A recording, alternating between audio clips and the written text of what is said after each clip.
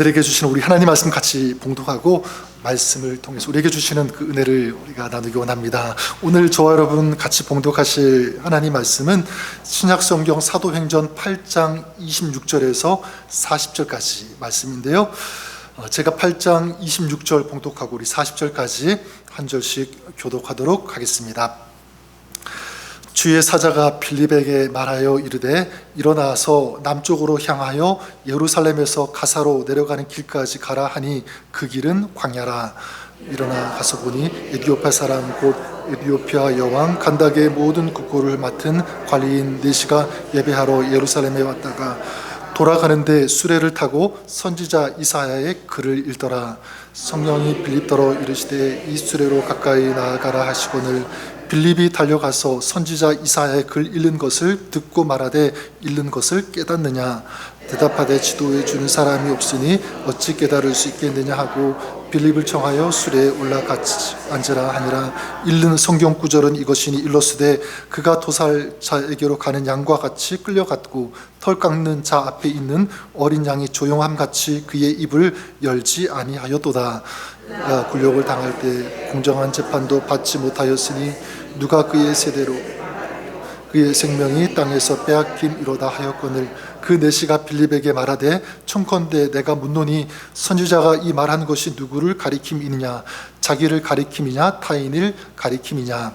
빌립이 입을 열어 거기서 시작하여 예수를 가르쳐 복음을 전하니 길 가다가 물 있는 곳에 이르러 그 네시가 말하되 보라 물이 있으니 내가 세례를 받음에 무슨 거리낌이 있느냐. 이에 명하여 수레를 멈추고 빌립과 네시가 둘 다 빌립이 세례를 베풀고 둘이 물에서 올라올새 주의 영이 빌립을 이끌어 간지라. 네시는 기쁘게 길을 가므로 그를 다시 보지 못하니라. 빌립은 아수도에 따라 여러 성을 지나다니며 복음을 전하고 가이사라에 이르니라. 아멘. 네, 하나님의 말씀입니다. 최근 저희 동네 그리고 이웃 동네에 이렇게 방문하다 보면 집집마다 다는 아니지만 예쁘게 크리스마스 장식을 해놓은 집들을 참 많이 볼 수가 있습니다. 너무 예쁘고 너무 아름답게 해놓았는데 그걸 보면서 한편 2025년 12월 딱 한 달 남았구나, 얼마 남지 않았구나 그런 생각이 많이 들었습니다. 그러면서 제 마음속에 계속 이런 질문이 올라왔습니다. 어떻게 2025년을 후회하지 않게 아름답게 마무리할 수 있는가. 물론 아쉬움이 전혀 없을 수는 없겠지만 그래도 좀 승리했다고 고백할 수 있어야 되는데 어떻게 그럴 수 있을까. 이런 질문들 이걸 계속 생각하면서 되뇌이는데 제 마음속에 확 밀려온 그 답은 무엇이냐면 바로 하나님은 신실하시다. 신실하신 하나님을 의지하라. 이 신실이라고 하는 단어가 저에게 밀려왔습니다. 히브리어로는 에무나, 에메트라고 하는 단어를 사용하고 헬라어로는 피스토스, 페이스풀이죠. 믿을 수 있는 변함이 없는 약속을 반드시 지키시는 그 신실하신 하나님을 신뢰하라. 이 마음, 이 메시지가 저에게 밀려왔습니다. 그러면서 저 두 가지가 생각이 나는데 하나는 찬양이었어요.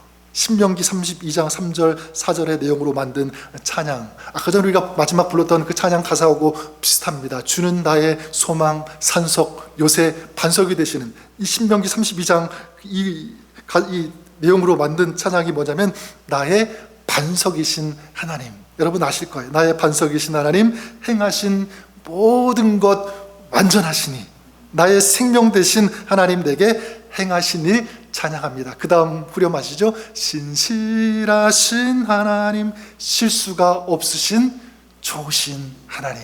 이 찬양 가사가 참 마음에 와닿았습니다. 그래요, 우리는 실수할 수 있지만 하나님은 실수하시지 않는다. 나는 완전할 수 없습니다. 부족합니다. 하지만 우리 하나님은 완전하신 하나님이시다. 그렇게 신실하신 하나님. 또 한 가지는 이 구약 성경에 나오는 룻의 이야기가 생각이 났습니다. 이 룻기의 이야기 한마디로 정의한다면 고통으로 시작해서 행복, 기쁨으로 마무리되는 그 이야기가 룻기의 이야기 아니겠습니까? 룻기의 시작 우리가 알다시피 흉년으로 시작하죠.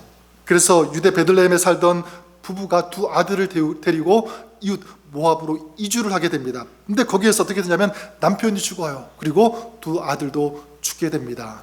결국 그 며느리 2명 중에 룻이 그 시어머니 나오미와 함께 이제 이스라엘 이 베들레헴으로 돌아오게 되는데, 룻이 마지막에 보아스를 만나게 되면서 해피엔딩으로 끝나는, 이게 룻기 이야기 아니겠습니까? 흉년으로 시작했던 그 인생이 어떻게 풍년으로 마무리할 수 있었는가? 어떻게 그런 아름다운 반전이 가능했을까? 여기에 대해서도 답은 한 가지 똑같습니다. 바로 신실하신 하나님 때문인 거예요.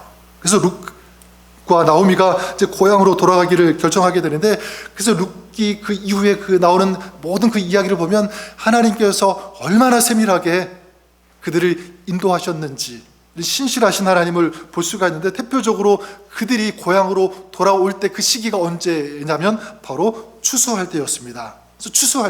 그래서 추수할 때였기 때문에 추수하는 일을 돕다가 룻이 누구를 만나게 된 거죠? 바로 보아스를 만나게 된 거예요.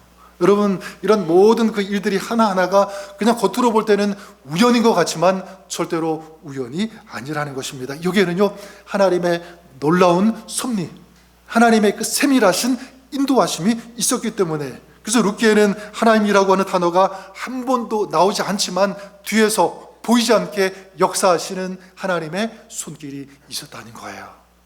자, 그렇다면 저는 분명히 믿습니다.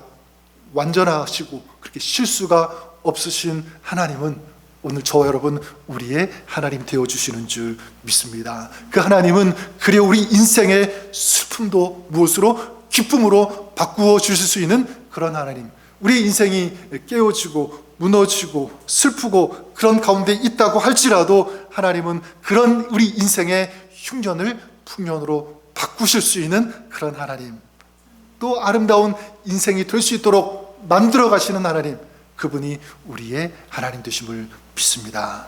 그래서 하나님께서 저는 마음을 주실 때마다 사도행전을 쭉 시리즈로 나누는 건 아니지만 마음 주실 때마다 좀 순서대로 가급적 이렇게 말씀을 같이 보고 있는데, 오늘 우리가 읽은 이 말씀도 참 단순하지만 여기에 놀라운 하나님의 신실하심의 이야기가 담겨 있다라고 믿습니다. 어떤 이야기냐면 간단합니다. 7 집사 중 한 사람인 빌립이 에디오피아로부터 온, 그리고 돌아가고 있는 네시를 만나게 되죠. 그 네시가 자기가 읽고 있는 성경 말씀을 이해할 수 없기 때문에 요청하고 도움을 구했을 때 이 빌립이 그 말씀을 가르치고 전하는, 그리고 이 네시가 기쁨으로 세례를 받겠다고 했을 때 세례를 베풀고 이 네시는 이제 고향으로 자기 나라로 돌아가는 이야기가 바로 오늘 이야기 내용인 것입니다. 저는 오늘 말씀을 통해서 왜 하나님께서 신실하신지, 그리고 이 말씀을 통해서 그러면 우리의 신앙, 우리 삶에 어떤 메시지가 되는지 이것을 같이 보기를 원하는데, 여러분, 하나님께서 신실하시다라고 할 수 있는 이유, 여기에 대해서는 2가지 좀 같이 나누고 싶은데, 첫 번째 이유가 바로 이것입니다. 하나님은 평범한 보잘것없는 그런 한 사람도 기억하신다라는 사실 때문에 그렇습니다. 오늘 말씀 우리 읽었지만 26절 말씀 어떻게 시작하는지 다시 한 번만 같이 읽어보도록 하겠습니다. 26절 읽겠습니다. 시작. 주의 사자가 빌립에게 말하여 이르되 일어나서 남쪽으로 향하여 예루살렘에서 가사로 내려가는 길까지 가라 하니 그 길은 광야라. 지금 사도행전 이 8장의 분위기는 어떤 상황이냐면요, 지금 복음의 이 불길이 급속도로 확산되고 있는 그런 시점, 그런 시기였습니다. 그러니까 복음의 이 부흥의 불길이 사마리아와 그 예루살렘 그 주변에 막 퍼져나가고 있는 그런 시기, 아주 중요한 그런 시기. 보통 이런 상황이라면, 이런 중요한 시점이라면 이런 상황 속에서 누가 드러나야 되죠? 누가 주인공이 되어야 됩니까? 대표적으로 언뜻 생각이 드는 것은 사도들이 복음을 전하고 세례를 베풀고 막 이런 활약하고 사역하는 그런 이야기, 이게 중심이 되어야 되는 것. 그래서 이런 사도들을 중심으로 놀라운 큰일이 소개가 되어야 되는데, 오늘 말씀은 그렇지가 않습니다. 갑자기 누가 등장을 하게 되냐면 바로 빌립이라고 하는 한 사람, 주님의 사자가 빌립에게 남쪽으로 가라, 예루살렘에서 가사로 내려가는 길까지 가라고 아주 구체적으로 가르쳐주고 지시하고 있는 거예요. 근데 여러분, 우리가 알다시피 이 빌립은요, 사도가 아니에요. 그냥 한 사람의 전도자, 정확히 말하면 7 집사 중에 한 사람. 그는 유명한 사람 아니에요. 유명한 설교자도 절대로 아닙니다. 자, 그런데 하나님께서 광야 길로 가라라고 주의 사자를 통해서 말씀하고 그를 인도하고 계시는 것입니다. 왜 하필 이런 중요한 시점에 복음이 불길같이 확산되고 있는 그런 시점에서 이 빌립에게 말씀하셨을까? 왜 빌립을 사용하셨을까? 그 이유는 단순하다고 생각합니다. 바로 하나님은 평범한 한 사람도 주목하시기 때문에, 기억하시기 때문에, 그런 사람도 하나님은 사용하실 수 있기 때문에 그렇다. 오늘 말씀에 나오는 이 빌립이라고 하는 사람이 나오고, 또 한 사람, 오늘 이야기에 대표적으로 나오는 사람이 있죠. 바로 넷이라고 하는 사람입니다. 주님의 이 사자가 빌립에게 이 광야로 가라고 얘기했을 때 이제 주의 사자가 나타나서 이제 구체적으로 이제 얘기를 하게 되는데, 여러분, 주의 사자가 나타나서 어떤 사람에게 얘기를 한다는 것은요, 이건 굉장히 긴급한 일이 있을 때, 중요할 때 그렇게 말씀하세요. 대표적으로 모리아산에서 아브라함이 그 아들을 번제로 잡아서 죽이려고 했을 때 주의 사자가 나타나서 막지 않습니까? 중단하라고. 그런 긴급한 상황에서, 또 호렙산 떨기나무에서 모세에게 애굽으로 가라고 할 때, 중요한 사역, 어떤 그 일이 있을 때 하나님께서 사자를 통해서 말씀하셨고요. 또 마리아에게 예수님의 탄생을 알릴 때도 주의 천사를 통해서 말씀하셨습니다. 공통적인 것은 뭐냐면 아주 중요한 일이 있을 때 하나님께서 주의 사자를 통해서 말씀하셨다라는 사실이죠. 따라서 빌립은 지금 주의 사자의 그 말씀대로 이제 가사로 내려갔습니다. 달려갔어요. 가면서 아마 이런 생각했을 거예요. 그렇구나. 거기에 가면 누군가 나를 기다릴 텐데 아마도 수많은 사람들이 기다리고 있을지도 몰라. 그렇죠? 왜냐하면 주의 사자가 나에게 말했으니까 대단한 큰 일이 있을 것이다. 기다리고 있을 것이다. 당연히 그렇게 생각했을 것입니다. 자, 그런데 빌립이 거기에 도착하니까 자기의 기대 상상과는 반대, 의외의 일이 있었습니다. 바로 27절에 빌립이 일어나서 내려가 보니까 거기에 누가 있었냐면 에디오피아로 돌아가고 있는 바로 넷이 한 사람. 넷이에요.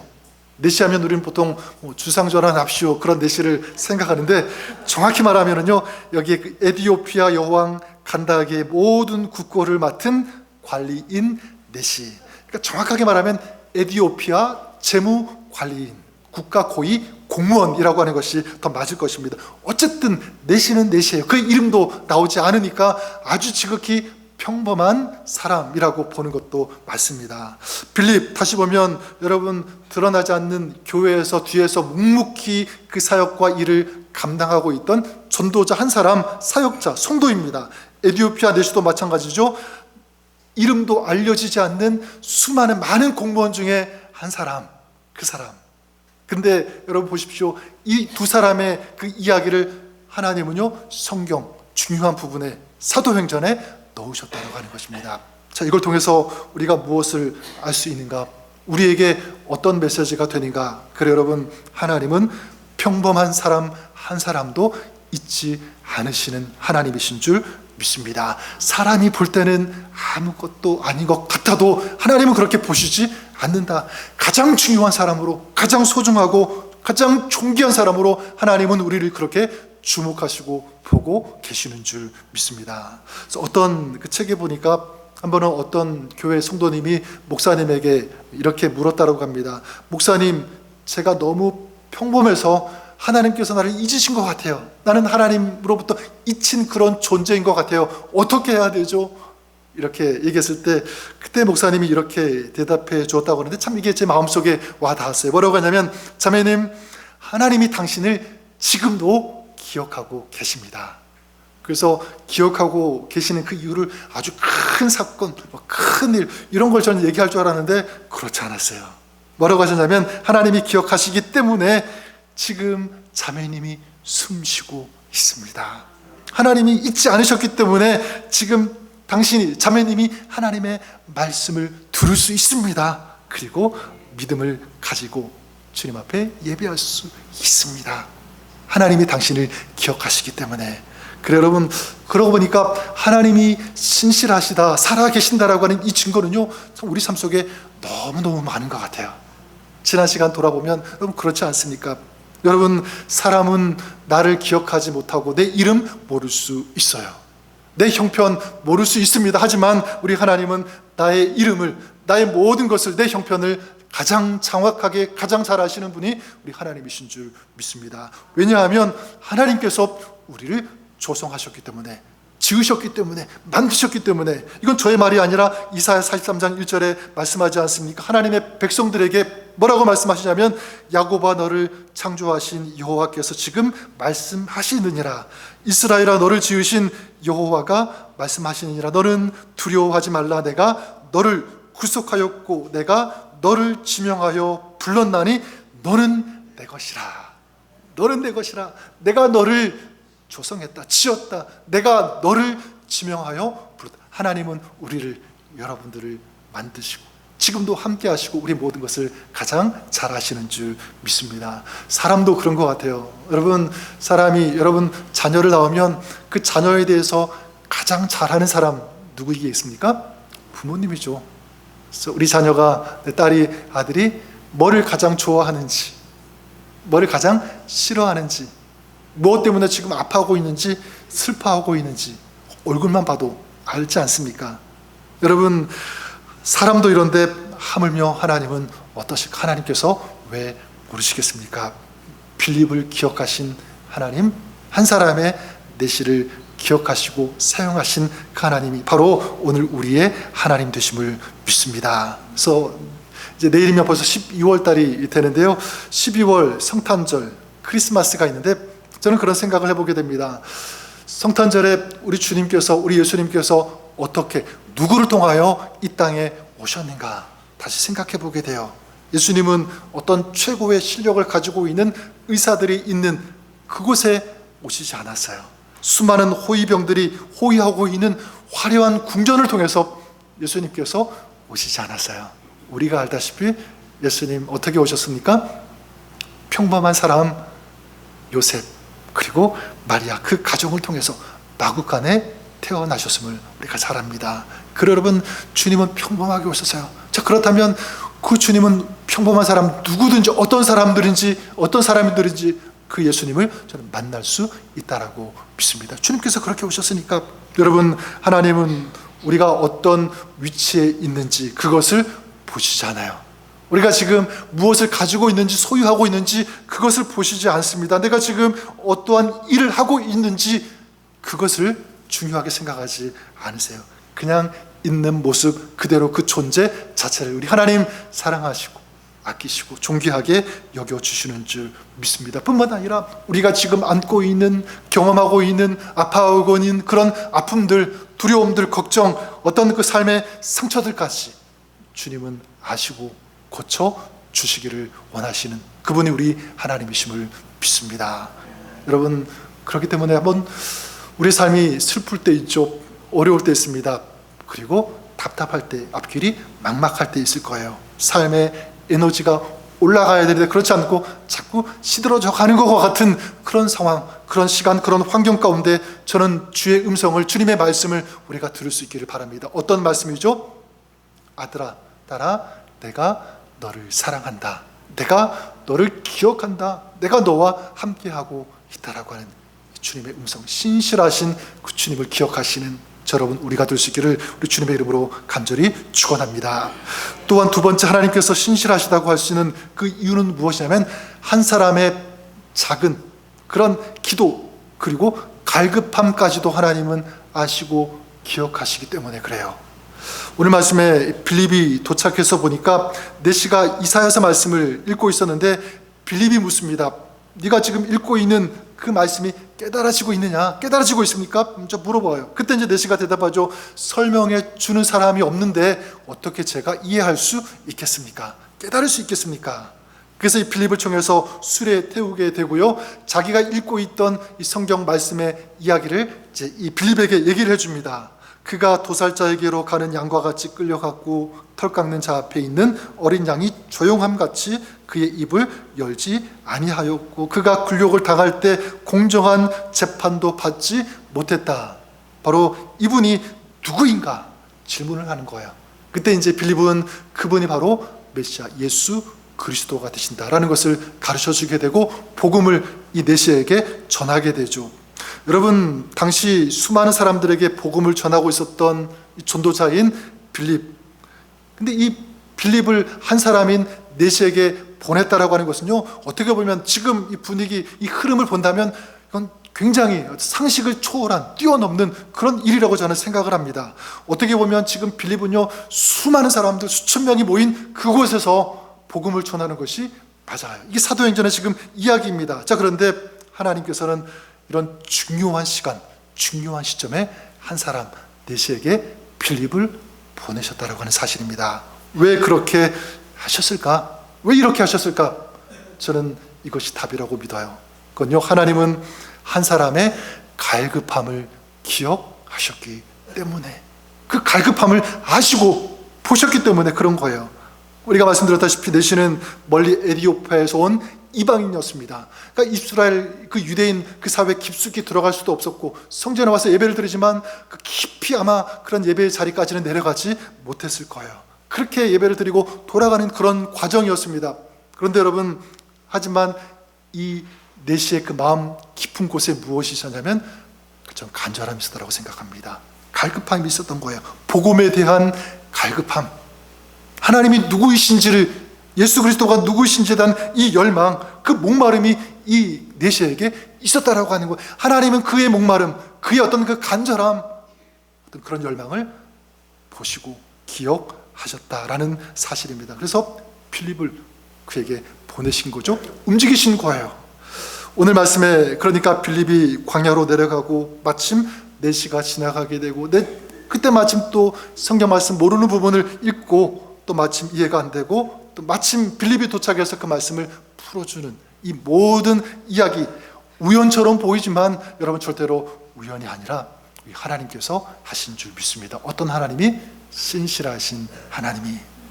누가복음 8장에 나오는 유명한 이야기 아마 잘 아실 것입니다. 이게 말씀이 생각이 나는데 바로 야이로에 대한 이야기입니다.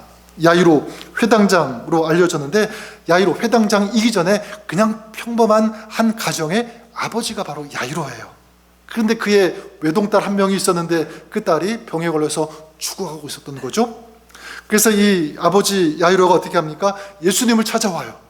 그리고 예수님을 발견하고 예수님 앞에 무릎을 꿇습니다. 그리고 자기 집에 오시기를 간절히 요청하고 구하게 되죠. 자, 그런데 그때 수많은 사람들이 그 예수님 주변에 있었던 것 같아요. 막 사람들이 밀려오고 예수님을 에워싸게 됩니다. 그러니까 예수님이 마음대로 움직일 수 없는 거예요. 그래서 이 야이로의 집에 가는 것이 정체가 된 거예요. 시간이 지연이 된 거죠. 그때 이제 야이로의 딸이 죽게 되고, 사람들이 야이로의 딸이 죽었다는 것을 알게 되고, 이 야이로에게 얘기를 합니다. 뭐라고 하냐면, 더 이상 예수님을 괴롭게 하지 마라, 이렇게 막 강력하게 얘기해요. 더 이상 예수님을 괴롭히지 말라. 여기는 어떤 의미가 있냐면, 너는 이제 예수님의 관심을 끌만한 그런 중요한 사람이 아니다. 너는 그런 사람이 아니야. 그러니까 예수님에게 더 이상 매달리지 마, 이렇게 얘기하고 있는 거죠. 그런데 예수님께서 어떻게 합니까? 그 상황에서 걸음을 멈추시고 이제 다시 야이로의 집으로 향하시게 돼요. 거기 가니까 많은 사람들이 울고 있습니다. 그 울고 있는 그 사람들에게 얘기하죠. 이 아이는 죽은 것이 아니라 자고 있다라고 하시면서 이제 그 죽은 아이의 앞에 가시면서 그의 손을 잡고 이렇게 세우시고 뭐라고 하시냐면, 일어나라 아이야 일어나라, 달리다금 일어나라 아이야. 그때 이 소녀가 살아나게 되죠. 다시 일어나게 됩니다. 걷게 되는 거예요. 얼마나 큰 행복이, 기쁨이 그 가정 가운데 임했겠습니까? 여러분, 어떻게 이런 일이 일어날 수 있었을까? 좀 두 가지. 한 가지는 뭐냐면, 예수님이 누구의 소리를 들으셨죠? 수많은 군중들, 많은 사람들이 에워싸고 있는, 막 그냥 자기들 할 말 토해내고 있는 시끄러운 그곳에서 누구의 소리를 들은 거죠? 작지만 간절히 떨리는 목소리로 자기 집에 와 달라고 하는 간절함, 그 기도를 예수님께서 들으신 거죠. 듣고 예수님께서 그곳에 가신 거예요. 예수님의 신실함, 바로 이것입니다.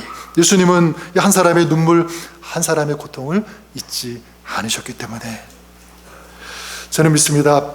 한 사람의 갈급함을 해결하신 주님, 한 사람의 눈물, 기도까지도 외면하지 않고 들으신 그 주님, 오늘 우리의 주님이 되어주셔서 오늘 우리의 간절한 그 기도, 우리의 눈물 기억하시고 들어주시는 줄 믿습니다. 하지만 사단은요, 이게 너무 중요하기 때문에 계속 속이는 거예요. 어떻게 속입니까? 너는 하나님께 중요한 사람이 아니야. 그렇기 때문에 너는 기도해도 소용이 없어.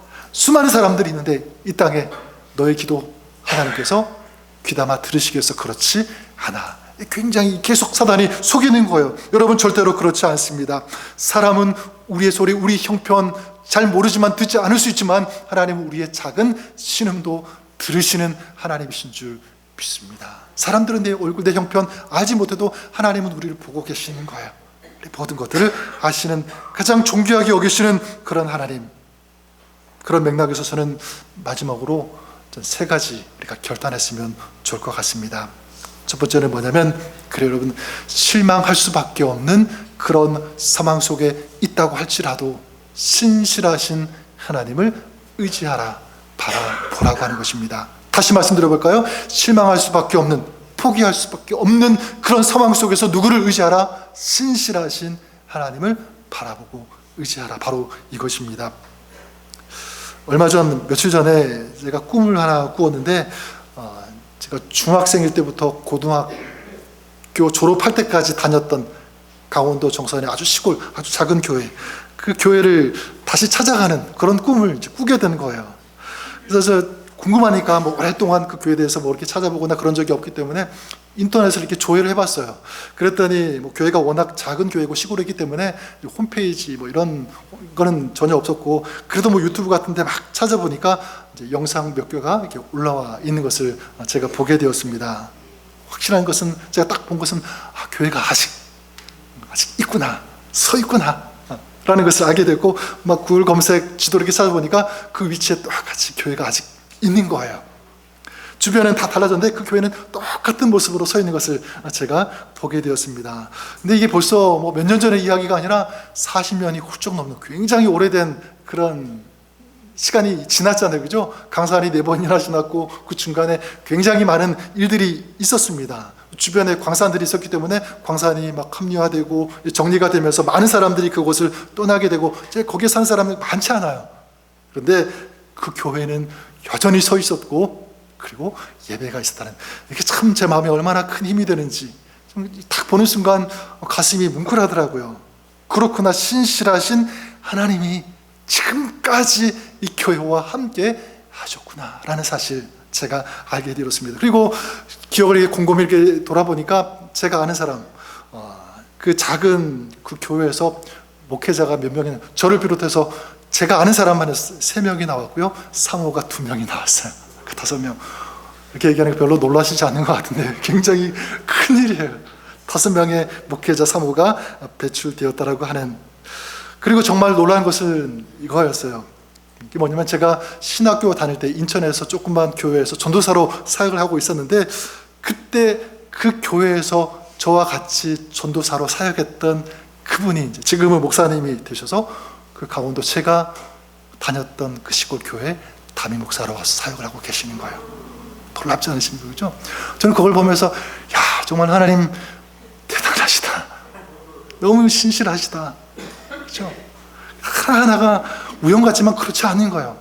하나님 우리 모든 것들을 다 하시고 인도하시고 준비하셨고 이끌어 주신 하나님의 그 은혜. 저 자신을 보더라도 지난 시간을 돌아보면 이런 생각이 들었습니다. 그렇구나, 나의 약함은 문제가 되지 않는구나. 나의 약함은 문제가 되지 않는다. 왜죠? 하나님이 강하시니까. 강하신 하나님이 나와 함께 하시니까, 나와 함께 하시는 신실하신 하나님이 나의 주가 되어 주시니까 나의 약함은 문제가 되지 않는 거예요. 얼마나 좋은지.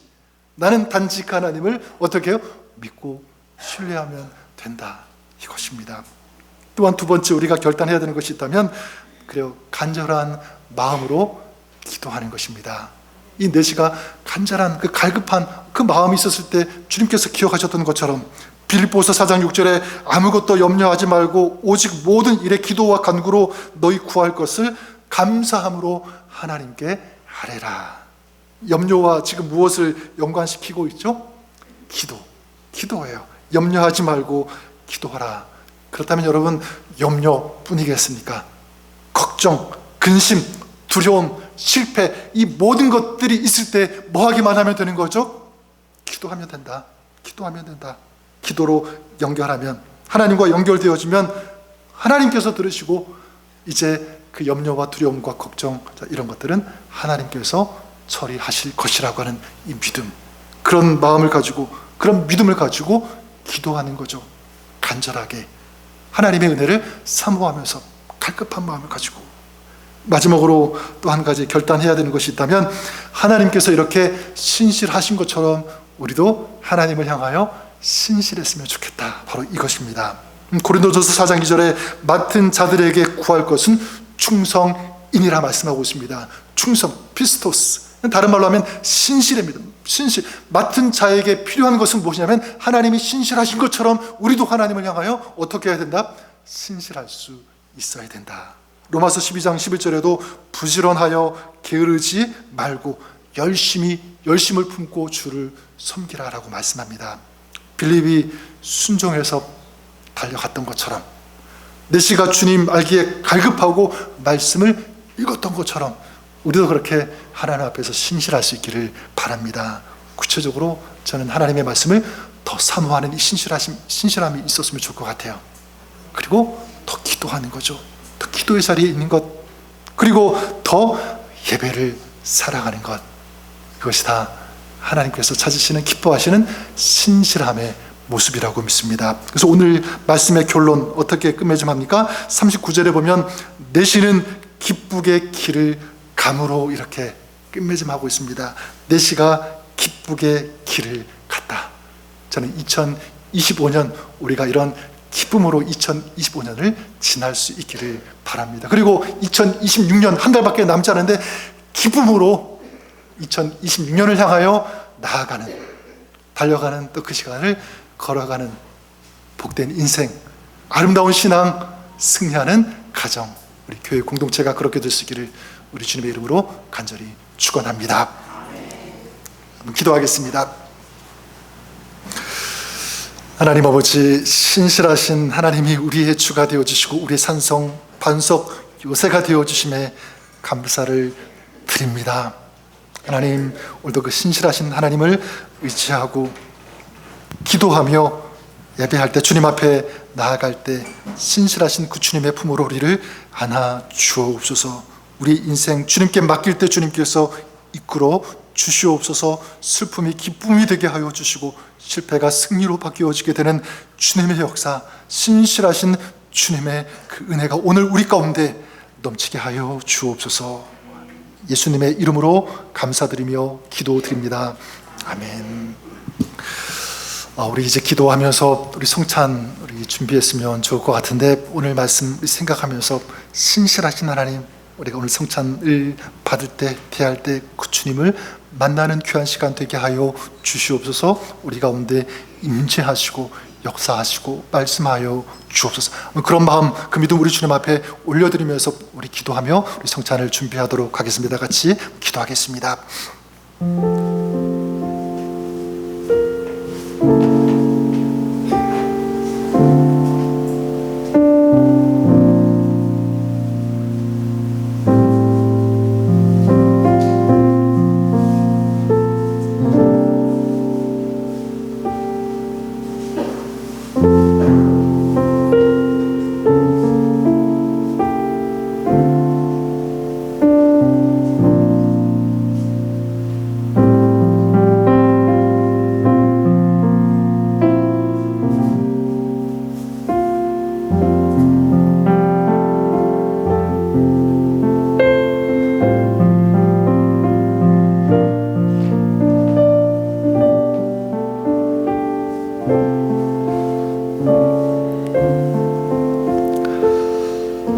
사랑의 하나님 아버지, 주님께서 우리에게 허락하신 너무나 귀한 아름다운 축복이 되는 이 성만찬을 우리가 대할 수 있도록 은혜 베풀어 주시고 인도해 주시니 감사를 드립니다.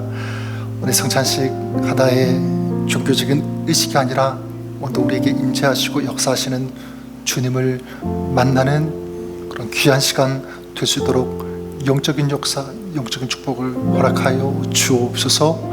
예수님의 이름으로 기도드립니다. 아멘. 주 예수께서 잡히시던 밤에 떡을 가지사 축사하시고 떼어 이르시되 이것은 너희를 위하는 내 몸이니 이것을 행하여 나를 기념하라 하시고 식후에 또한 그와 같이 잔을 가지시고 이르시되 이 잔은 내 피로 세운 새 언약이니 이것을 행하여 마실 때마다 나를 기념하라 하셨으니 너희가 이 떡을 먹으며 이 잔을 마실 때마다 주의 죽으심을 그가 오실 때까지 전하는 것이니라. 성사는